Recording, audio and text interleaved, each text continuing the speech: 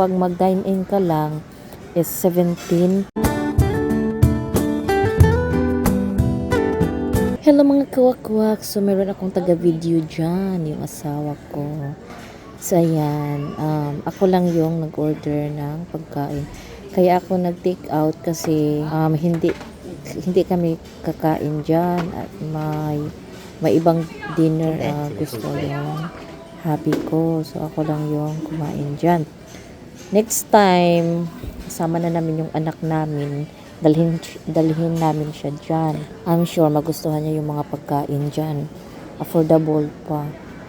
So, ang presyo dyan, kapag take out, by pounds yung presyo niya. Pero kapag mag-dine-in ka lang, is $17. Pero dapat, malinis yung plato mo dyan. Kasi kung marami pang tira-tira, i-charge ka, hindi magbayad ka ng malaki.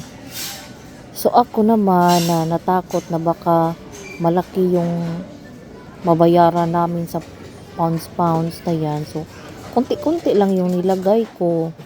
Pero alam nyo ba, kahit kunti-kunti lang, hindi ko yan naubos. Uy, mga kawakwak. Diba nakita nyo naman,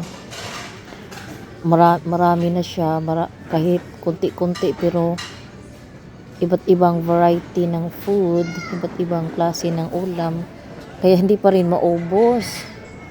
Siyempre may rice, malakas tayo kumain ng rice, so, kunti-kunti lang yung ulam na makain. So ayan, maraming choices talaga mga kawakwak. So ikaw na lang yung maglibog kung saan dyan ang imong piliun. Maglibog ka talaga.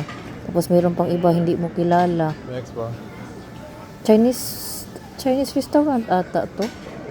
But hindi ko sure. Ayan, napaso na ko guys. Ang init ng mga ano nila, kasi meron yung pang painit yan sa ilalim para mainit pa rin yung pagkain. Tapos pati yung kumpit, pati yung tong ay mainit din. So ayan, malapit na ako mag-stop mga guys kasi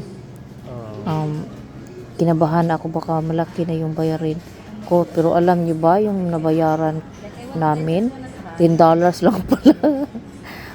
Buisit. Sabi ko kay hubby, magkano na kaya itong babayaran natin? No? Sabi niya, $50. Akala ko naman, totoo, nagbibiro lang pala siya. So, ayan, madami din silang customers. So, pwede kang mag-dine-in dyan. May discount yung mga army dyan. So, dahil hindi kami kakain dyan, hindi ka makakuha ng discount. Pag mag-dine-in ka lang, meron kang discount kung army ka dati, ganun. Retired army, ano tawag doon. So, ayan, pang last ko na yata yung rice. Or meron pa akong ibang, puti lang yung nilagay ko na rice. Baka kasi namiyahan ko yan pa yung rason na lalaki yung babae. Nagkakatawa talaga.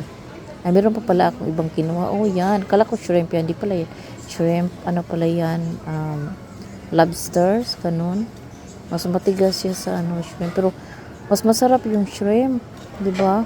Masarap sipsipin yung ulo. Yan. Napon ko, oy.